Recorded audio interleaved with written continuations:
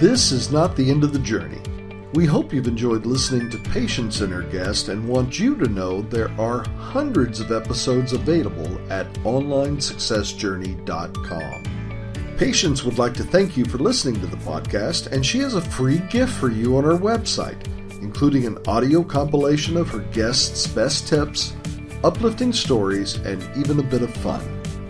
Additionally, there are special clips of over 250 episodes that have never aired on the podcast, and they're only available to members of the Online Success Journey. Check the website and click on Join Now to get free and instant access. Of course, you know that listening to the journeys of others helps each of us chart our own path. So make sure you're subscribed on your favorite platform to be notified as each new interview is posted. There are so many ways to stay connected to the Online Success Journey and listen in. And if you're enjoying the podcast, we appreciate your help in telling others. One of the best ways to share the benefit you get is to rate and review the podcast at iTunes and other sites. We appreciate your help and your willingness to share your journey. One last thing. If you're feeling a bit lost or overwhelmed on your own journey, Patience can help. Check out her course on clarity while you're at the website. Finding clarity is a great way to get back on the right path. On behalf of Patience, and until next time, thanks once more for listening. It is our hope that this podcast will guide you on your own online success journey. Hello everyone and welcome to Online Success Journey. This is episode 303 and you'll want to subscribe right now and ensure you'll never miss a journey. The entrepreneurs that join me each week reveal steps they took on their journey to success. And these steps reveal a path you can take as well. Today we have Lisa Foley, Chief Marketing Officer at Marketplace Superheroes, an 8-figure online education and service platform for people who want to create a 5-7-figure income stream selling simple everyday items on Amazon. Hello, Lisa. Hi, how are you? It's great to be here. I'm fine, thank you. Oh, thank you for coming. My audience are excited to hear your story, but just start by telling us one thing we are going to learn from you today that will help us on our journey to success. Yes, so while we have an Amazon specific business, I really want to talk today a little bit more around leadership and how to really become an advocate for your team. So that's something I think we can dig into a little bit more on the episode. I can't wait to hear about that. But let's get started with the basics. Can you tell my audience a little bit about your background, about what you did before you started your online business? Sure. So I started out in a trampoline park, which is a very odd place for an entrepreneur to start out. But I started out there with it was my college job. I used to run birthday parties for kids, which was, I'm sure you can imagine, very fun, sarcastically put. And after that, I was in college, I was studying psychology, and I really wanted to be a psychologist. But what I realized was there was such a long path to becoming a psychologist. You know, you have to have your PhD, you have to do all this, work experience and supervision. And so I was looking for a way to really move into my sort of dream lifestyle a little bit earlier than that, an entrepreneurship or intrapreneurship, which is more so what I do, was a really great way to do that. So my brother started this company. It was a little course originally teaching people how to sell products on Amazon in 2014. And I joined their team to really initially help with like customer support and things like that. That's where my journey started out. And then gradually I just developed a really strong interest in both marketing, which is primarily what I do, and running promotions, setting up promotional systems, but also in, managing a big team and looking after all of these different people from all over the world, right? Because at the moment, we have 80 team members and they are based in every country you can think of, right? So Wow. That's kind of where my journey began and sort of where I have wound up as a result. What a background, Lisa. Yes, very, very odd, I know. Why do you do what you do? Yeah, so I really, like I said, with the marketing, which is primarily what I do, I sort of combined systems and a love of marketing, because what I found in a lot of online companies is they might have their marketing relatively well dialed in, but they don't have a repeatable, profitable system. So I spent a lot of time developing like promotional calendars for Marketplace Superheroes, where we have something going on every week. We're promoting something new at least once or twice a month to both our buyers and non-buyers, and really combining those two passions of mine. I've learned so much, about who our ideal customer is, what sort of offers they're looking for and they need. And that's why, I really, really enjoy it, because you get to provide solutions constantly. And I love being a problem solver for people. I love just being able to say, we have that, don't worry, don't go any further. And to get that to them through email marketing, through funnels, through all of those things. Let's put man aside. How do you know you are successful on your job? I know I'm successful in my job because our revenue and profit kind of speaks for itself at this stage. When the company started out, it was obviously very small, only a few hundred people going through the program, and we were really focused on building it. But at this stage, the company is growing by at least 100% a year, if not more. And we have over 8,000 members have gone through our program at this stage. So it does sort of speak for itself in terms of success. We've started other companies as a result of the initial one. So we've built our own freight company as well, where we ship our members' products. We've built a software company where we make solutions that, make their lives easier, basically. And we do all these different things now that honestly, with the freight company, that wouldn't work if our members weren't successful. Like if they weren't shipping items, that freight company couldn't survive. So it sort of has turned into this lovely cycle now of each company sort of feeds off the other. And if, the main Marketplace Superheroes company isn't doing well, the others wouldn't do well. And they are. So I guess that's a long answer to your question. What have you learned from business as a whole?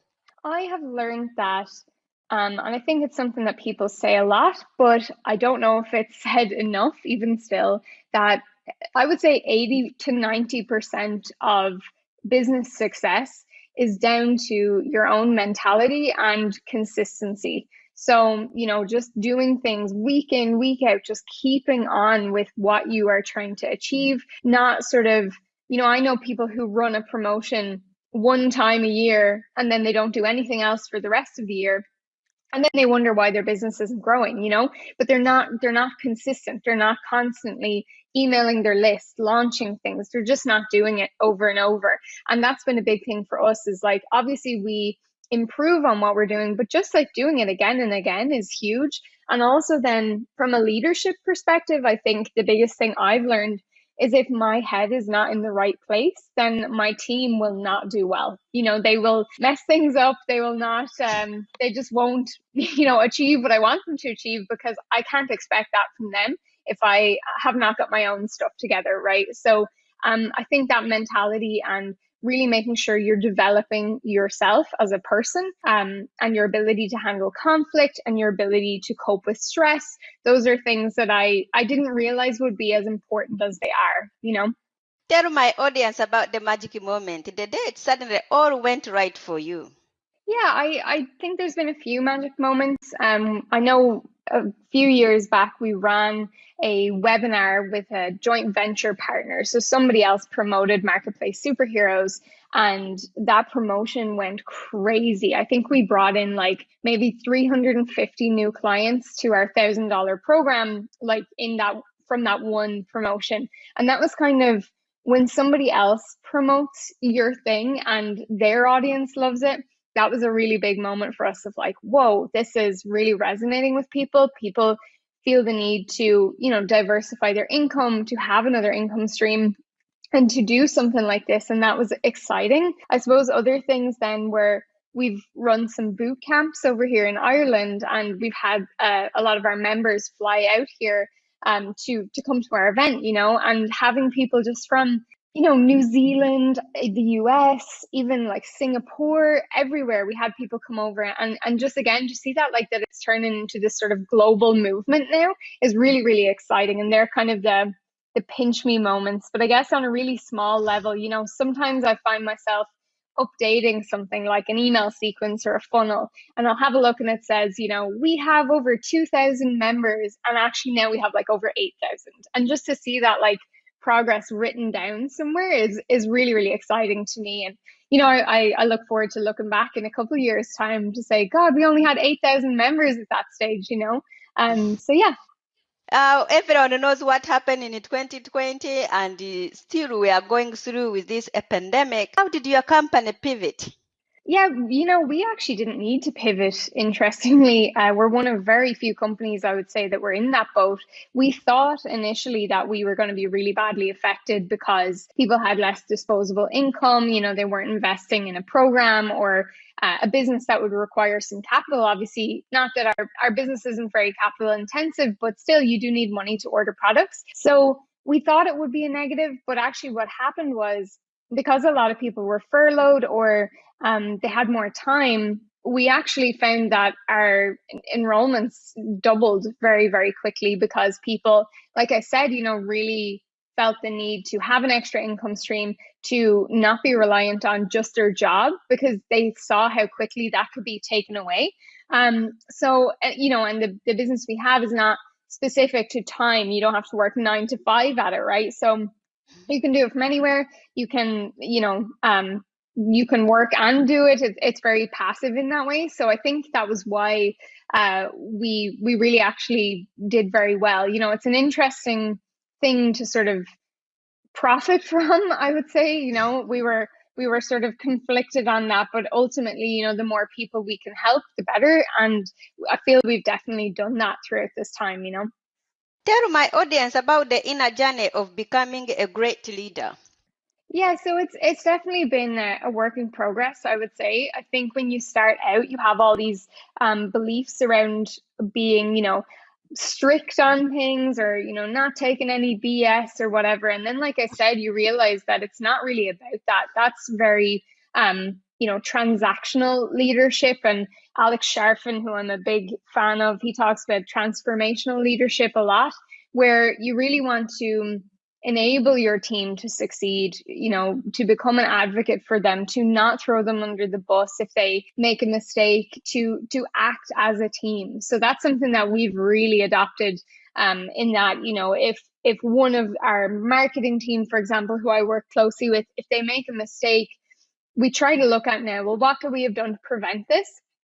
And how can we, just make sure this doesn't happen again? And also, who else was kind of involved here, right? Like, we look at each other and say, well, we all could have caught this mistake. It's not just on one person. But I think on from that, then it's about not letting your own frustration get the better of you. Because I've been on the receiving end of this, and I've also definitely done this to team members where, if I'm super busy or I have a lot on my plate, if they ask me a question, I might get very easily frustrated. But it's actually about, taking care of yourself so that you don't run into that situation, like exercising regularly, even little things like that, like meditating, all of that, so that you don't come in grumpy and angry to then deal with the team and all the million things that are going on in the business, right? So it's open communication as well. I'll always let people know if something's not right, or we can improve on something, and I'll give people the opportunity to collaborate on that as well. So I speak to a lot of people now. We also coach some business owners that are,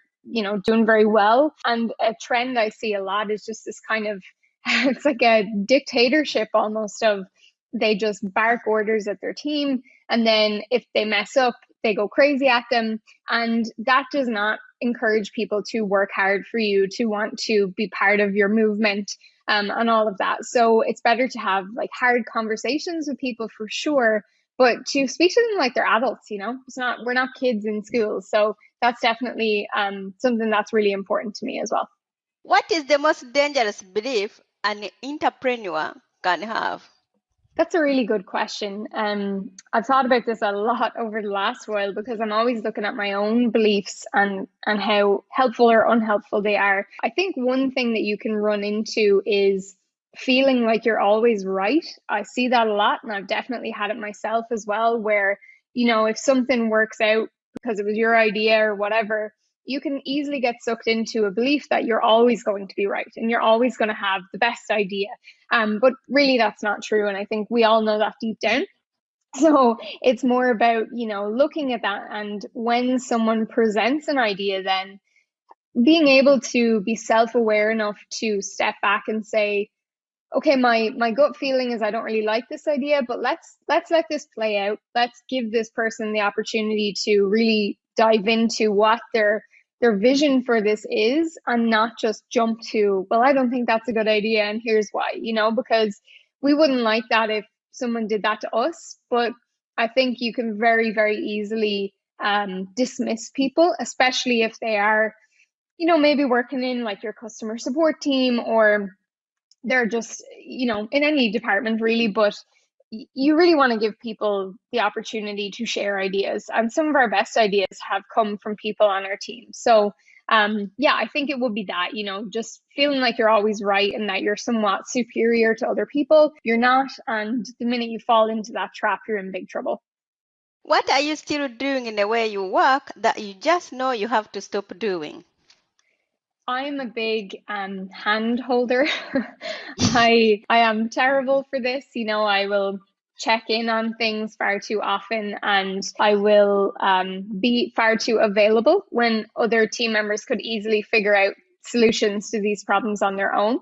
So I'm really, this year now in particular, I'm stepping back to step up almost. So if I remove myself, we call it from the weeds, right? Which is all just the little bits and bobs every day. If I remove myself from there, I can spend time on higher leverage activities. But if I'm always stuck in what everybody else is doing, then it's back to that transactional leadership. I'm actually not being a good leader. So that's something I'm very much working on this year, is just allowing other people and empowering them, being there to guide them, but not to micromanage them. If you could rerun the first year of your business, what would you definitely know to do? That's a really good question. I don't know if I have a direct answer to that, because I think when you start a business, it's very much about, you're figuring out so many different things. Like, we are figuring out our offer. So like what should be included in this program? Like what do we have to do to make this a no-brainer? You're thinking about your ideal customer, and you have to go through all these figuring out processes to learn exactly who that is, and then to create marketing that directly speaks to them. So our webinar, which converts incredibly well, that is as a result of all these years of, doing webinars where 10 people would come or no one, and now it's a completely different story. But I don't know if I would take back all that time, because I think it's really got us to where we are, and taking sometimes the slightly slower path has been really good for us, because it's given us the opportunity to develop this community of people that we really care about. They really feel like they're part of something important. And I don't know many other places, especially in the Amazon FBA space, that can say that, So I think I would actually say we don't really have many regrets from that perspective, because everything has been part of the journey. What is the most valuable thing you have ever given away? I'm not sure. That's a really good question. Maybe not necessarily a thing, but I know that I give a lot of energy and time to people. And that's something that I am really proud of, actually, because one thing I used to look at when I looked at people in, these fancy jobs or entrepreneurs or whoever, I used to see people glued to their phones and they didn't seem to really care about other people. And that's something that I'm really, really trying to avoid. I want to always be able to have present conversations with people, to care about them, to show I care, and to not, miss things like birthdays or seemingly unimportant little moments, but they're actually arguably the most important. So I think giving time and energy to people, and like I said earlier, listening to people and helping them to feel valued, I think that's the most valuable thing that you can give to someone. What is one thing that has contributed to your success? Just one thing I think would be systemizing. I think is really, really important. Like I said earlier, I know a lot of marketers and a lot of business owners, and they don't run things in a very organized way. And therefore, it's not repeatable.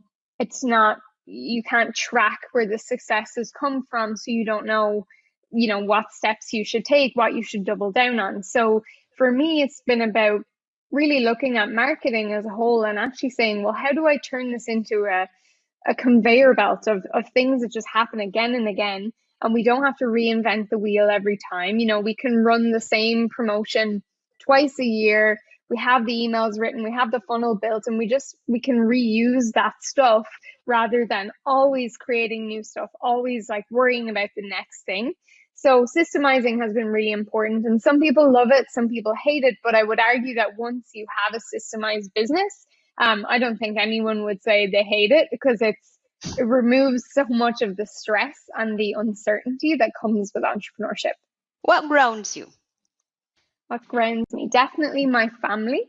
They are the most normal, wonderful people, and they have nothing to do with entrepreneurship. My parents, my brother obviously does, but my parents don't. And, whenever I feel I'm getting too ahead of myself or think I'm something, then they're brilliant for just bringing me back down to earth. And I go to their house and hang out all the time. It's a normal house. We don't live in a mansion, So all of those things really help just to not get caught up in the, we call it the Lambo lifestyle, which we obviously don't. But yeah, my parents definitely ground me.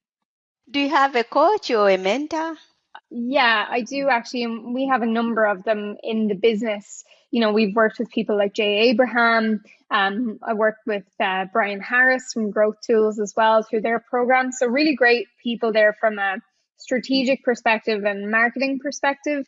I also have my own coach that I go to just for my own brain to share ideas there and to overcome any of the stress that's going on. Because obviously with any growing company, especially one that's scaling as quickly as we are, you do get stressful things happening. So she's great just to have someone there to chat to look at patterns of, why I've responded a certain way, or, why something is annoying me more than it should be, and things like that, to just to really help iron out those things so I can, like I said, be better for the team, be better for the company, and then also just be happier in myself, What is the most valuable thing your mentors has told you? I think it's about taking responsibility. They're very big on that. And even Robert and Stephen, who are obviously the co-founders of Marketplace Superheroes, they're huge on it as well. So looking at, if someone has annoyed you or upset you, what's your responsibility in that? Like, what's your role to play there? Because it's not nothing, and it's really important to not become a victim, to not feel like the world is against you, but to feel like you're an active participant in whatever is happening in your life. And that gives you the ability to change it and to control what's going on, as in your own reaction to it. So I think that's been important for me, is looking at, and like I said earlier, if someone makes a mistake, I don't look to blame them. I try to look at, well, what is our responsibility as a collective unit in this, rather than just one person being at fault. And that's been really helpful, just to not view people as the enemy or out to get us or anything like that, but looking at it like, where's my responsibility in all of this lie? And then how can I change things for the better? What is one thing no one knows about you? Not many people know this, but I am a massive Stephen King fan. So I love horror books. And they're actually brilliant, because so much of my life is spent on a computer or speaking to people, even podcasts like this one, or to team. And a lot of my work revolves around growing a business, right? Like, that's what I do every day. So if I can go and lose myself for 2 or 3 hours in a creepy book, that is my dream day. So I have a whole collection of pretty much every book he's written at home, and that's probably something that not many people know. What is the most important question to ask someone who has bought from you?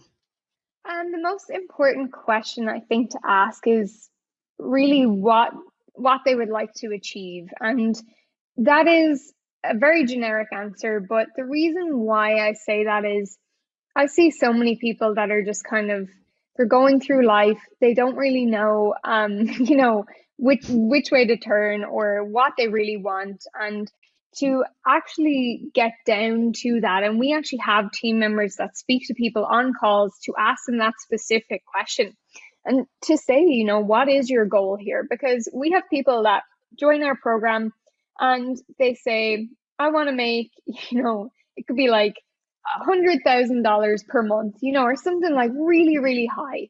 And then we'll say to them, okay, and how much do you want to invest? And they might say, I have $500 to invest, right? And any of us who understand business are going, okay, but those two things don't add up, right? Like you can't invest $500 to get $100,000 back.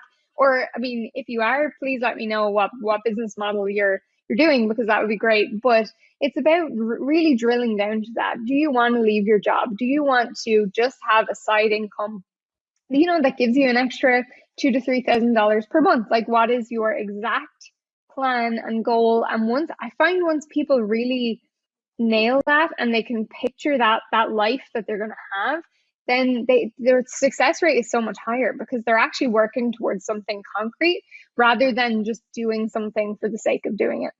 Let's talk about your business. Tell us more about it and how can we join it?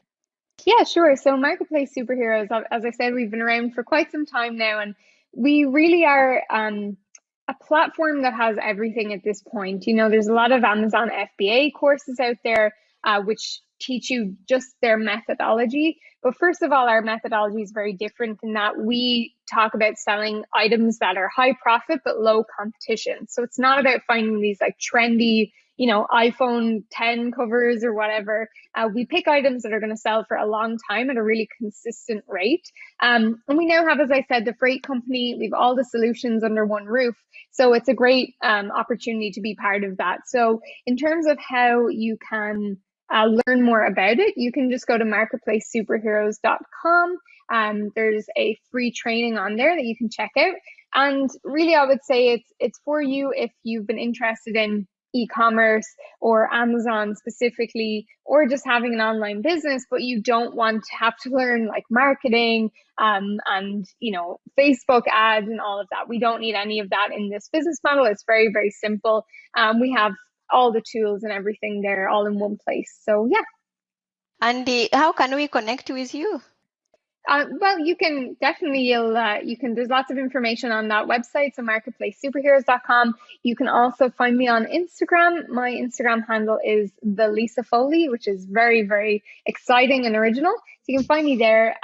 Marketplace Superheroes, we also have a great YouTube channel. So I'd really recommend that to any of you who want to learn more. So if you just go to YouTube and search for Marketplace Superheroes, you'll find us there with lots of case studies from our community, lots of product research videos and all the topics you'll need to really learn more about how it all works.